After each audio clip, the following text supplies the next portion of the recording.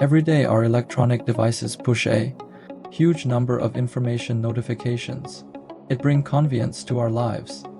But the information we create also is kind of information waste.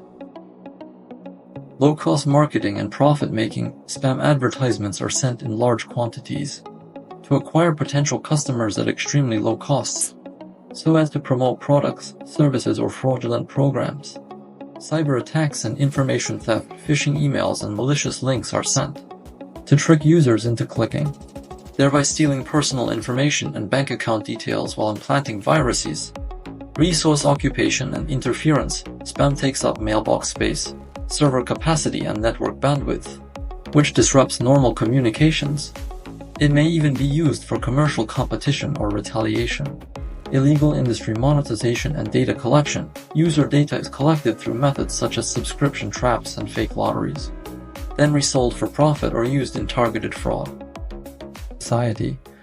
It obviously, just like starting your morning bathing in internet garbage, is pretty much the deal. As stated in the documentary After Truth, Disinformation and the Cost of Fake News.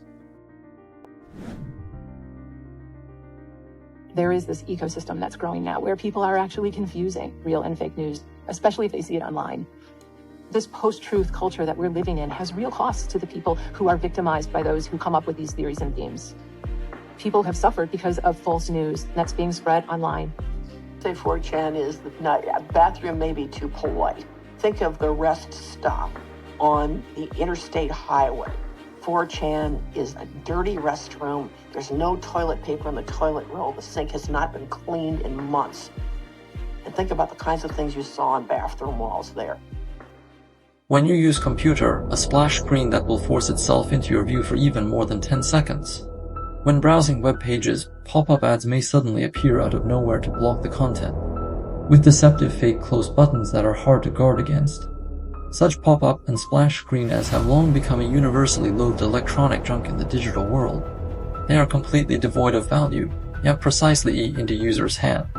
You may intend to open an app quickly to handle business, only to be held back by a splash screen app. You may aim to browse information in an immersive way, but your train of thought gets interrupted by pop-up ads. What is more annoying is that some ads use ambiguous interactive designs to trick users into accidental clicks and redirects, creating unnecessary operational troubles. This so-called electronic junk not only degrades the user experience but also hides potential risks. Some pop-up ads contain vulgar or false information and may even link to malicious websites. In addition, the loading and delivery of a large number of ads will take up mobile phone storage space, consume data traffic, and slow down the device's running speed. How does information waste affect your life? It's not easy, especially in these days with all of these new AI generated videos, images. Before it was easy to just look in the mainstream media like the New York Times, newspapers, that the well-known ones, because we always trust the mainstream media. Even sometimes it's a propaganda for something, but you cannot think all these answers are fake. Now it's became more hard than before, but we also have our own tools to check the information on the news. Sometimes we have a fake scientific news. So how we can make sure it's real or not? So we go back to the magazines or something like that, like check the paper they are mentioned in the news. But when it came to the politics and everything like related to war and culture, sometimes it's something it's hard now. Even the tools that used by the professionals and something like that, it cannot be 100% sure. For me, I deal with the news like 80% it's real, 20% is fake, even it came from the mainstream media. How can we verify the authenticity of news, and have you ever been misled by fake news like that? For the second question, yes, because in today fast-paced world, like especially the social media, we frequently will mislead by the so-called hook emotional title. For example, in social media like Instagram, like we will easily mislead by the information with the hook title, which is like the so-called hook, and then we will like mislead by the title instead of the real story of the whole content.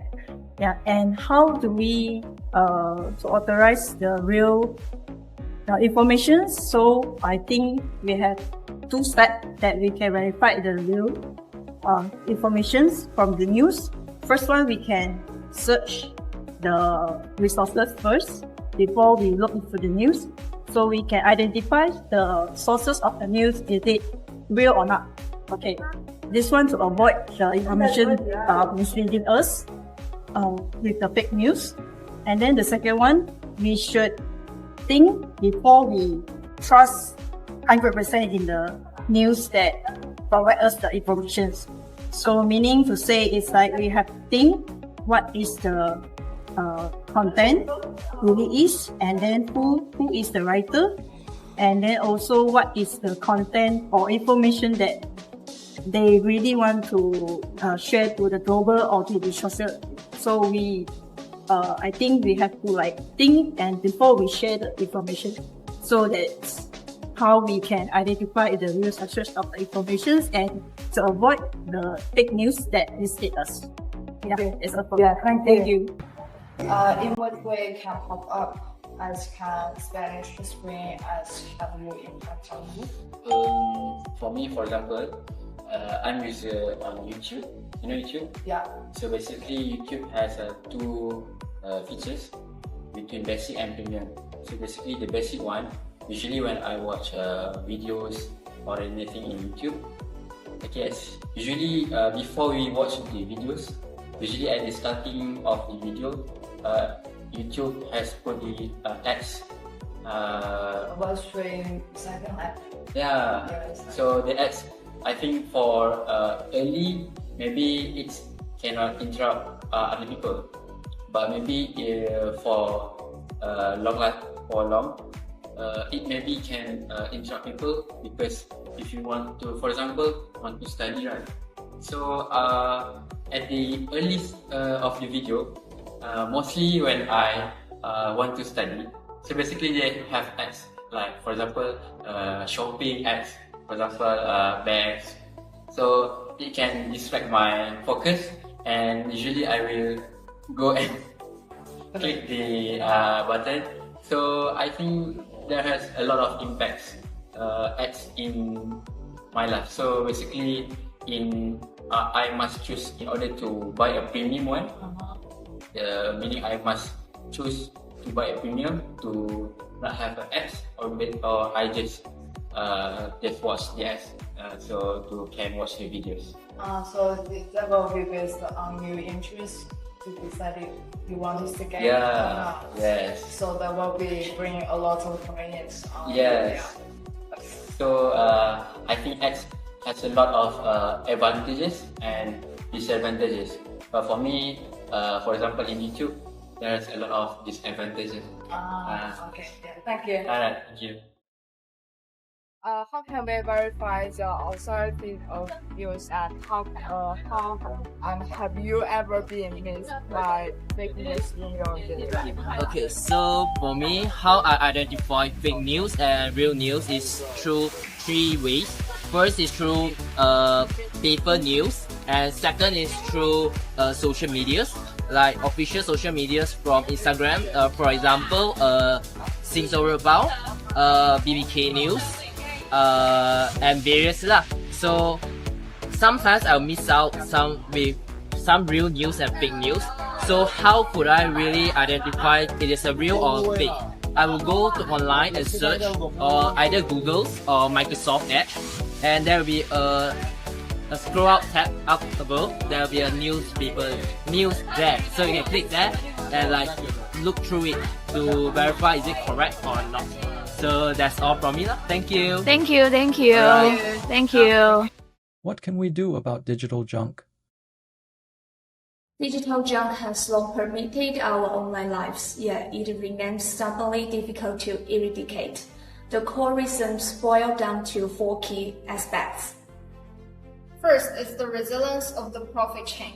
Splash screen and pop-up ads are the primary revenue source for most free platforms. Advertisers rely on such low-cost placements to reach users, while platforms depend on ad revenue sharing to survive. This cycle of advertisers pay, platforms deliver, users receive passively, leaves all involved parties with little incentive to take the initiative in cleaning up digital junk. Second is constant nature of technological chaos and most games, creators of digital junk keep upgrading their methods, using overseas servers, fake IP address, and dynamic domain names to evade checking. Pop-up ads even disguise themselves as stating alerts or update notification to avoid looking truths. The evolution of government's technology is always behind the technical upgrade of junk creatures. Third is the trouble of treating and blaming those at fault. Digital junk often spread across apps, areas, and even countries. The people behind it hide who they really are. They share information through many mediators. Getting proof is really hard for supervision. They also face filters from different local rules. This makes it slow to find who is really to blame. Last is the ambiguity of definition standards. Fake news in particular is often mixed with subjective options and unconfirmed information. Within the boundaries of free speech, it is difficult to formulate clear criteria for judgment.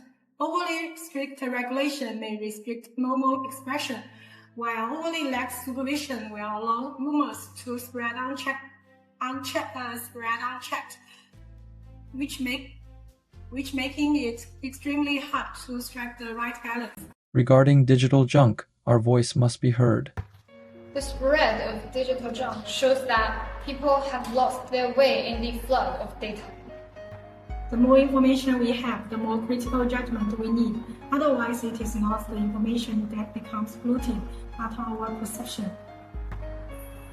Filter out information clutter and leave a refreshing mental sanctuary for your mind. The most costly expense in the digital age is not obtaining information, but paying attention to the junk. Clearing digital access is also safeguarding a green future. First, as users, we can take small but practical steps. Turn on and blocking features on your browsers and apps. And don't click on suspicious pop-ups or links. When you spot fake news, don't share it blindly. Take a few seconds to check facts from official sources. Second, we need to push platforms to take more responsibility. Leave feedback to demand stricter and reviews and support apps that offer ad-free modes with reasonable fees. After all, platforms shouldn't profit at the cost of our user experience. Third, we can also raise awareness among family and friends, especially the elderly who are more likely to fall for misleading apps or fake news. Fighting digital junk isn't just a job of regulators, it's a battle we all need to join. Every small action counts.